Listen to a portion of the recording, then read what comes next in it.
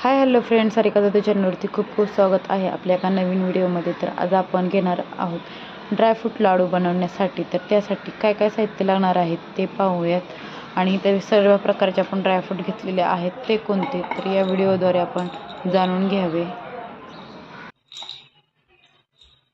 मखाणे घेतलेले आहेत. हे आहे आपला गूळ, खसखस, हे पण एक ड्रायफ्रूट आहे. आणि हे आहे अंजीर, वाळलेले अंजीर आहे. आणि त्याचबरोबर हे बीज आहेत. हे अक्रोड, किशमिश, आणि हे एक प्रकारचे किशमिश, दोन किशमिश. तर थंडीचे दिवस चालू आहेत आणि थंडीच्या दिवसामध्ये आता आपल्याला मस्त असे ड्रायफ्रूट लाडू बनवायचे आहे. त्यात साहित्य तर तुम्ही पाहिलेच आहे. तर चला आता मी ते मखाने भाजून घेत आहे. मखाने भाजत असतानाच मी ते, तर ज्या कोणत्या महिलांची कंबर वगैरे दुखत असेल तर त्यांनी पण हे लाडू नक्की ट्राय करा. आणि ज्या महिलांचे ऑपरेशन झालेले आहेत किंवा सीझर झालेले आहे आणि ज्या नवीनच डिलिव्हरी झालेली आहे त्यांच्यासाठी पण हे ड्रायफ्रूट लाडू खूप छान लागतात, मस्त आणि पौष्टिक आहेत आणि आपल्या शरीरासाठी पण खूप पौष्टिक आहे. तर नक्की तुम्ही ट्राय करा.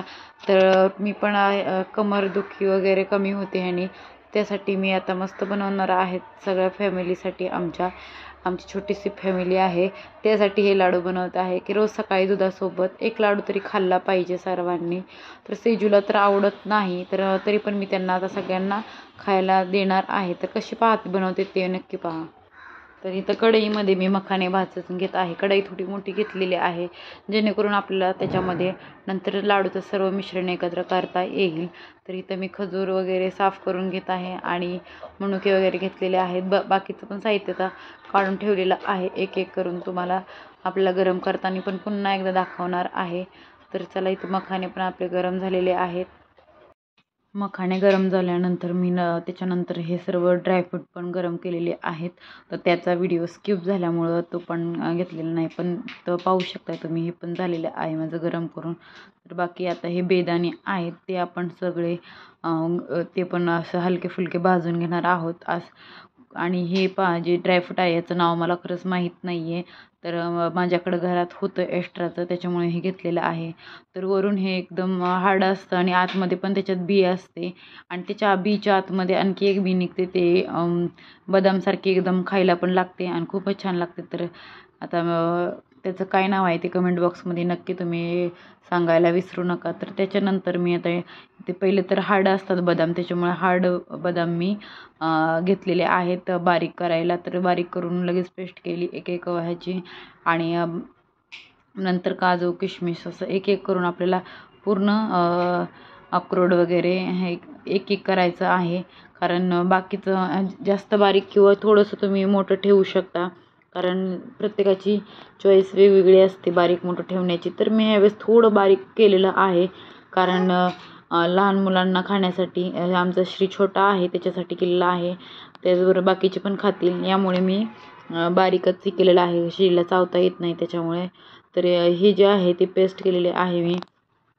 पेस्ट म्हणजे बारीक केलेलं आहे मिक्सरवरती.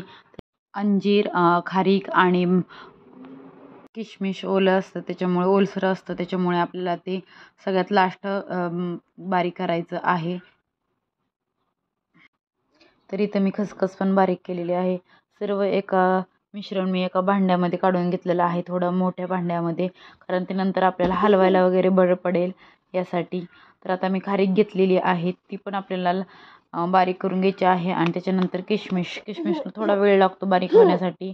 आणि त्याच्यानंतर आता मी इथं चासणी करून घेत आहे. तर चासणीमध्ये मी साखर न टाकता ड्रायफ्रूट लाडूमध्ये आपल्याला इथं गूळ टाकायचा आहे आणि त्याची मस्त चासणी बनवायची आहे. त्याच्या आधी मी तूप टाकलेलं होतं खूप सारं, आणि घरगुती तूप बनवलेलं आहे. ते तूपमध्ये मी इथं टाकलेलं आहे, खूप सारा गूळ टाकलेला आहे. आणि आता आपल्याला ते गूळ एकदम पातळ होईपर्यंत मिक्स करून घ्यायचं आहे. तर इथं माझं झालेलं आहे आणि आपण मिक्स करून घेऊयात. आणि बाकीचं थोडंसं मिश्रण आहे ते मी थोडं आणखी एकत्र होण्यासाठी मिक्सरमध्ये एकदा फिरवून घेतलेलं आहे.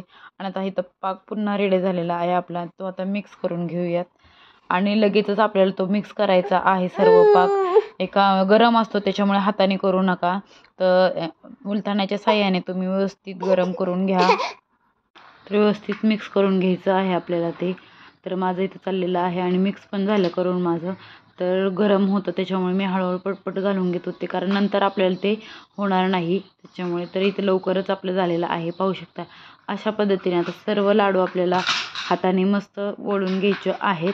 तर इथं पाहू शकताय आणि खायला खूप छान लागतात. आणि कसे झालेत हे लाडू कमेंट बॉक्समध्ये नक्की सांगायला विसरू नका.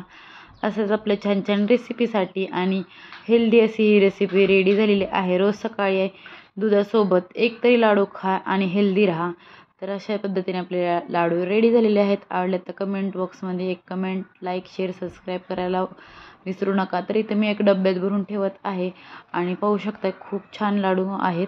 तर एक डबा भरून आणखी खूप सारे उरलेले आहेत आणि पॅक बंद झाकणाच्या डब्यामध्ये ठेवले.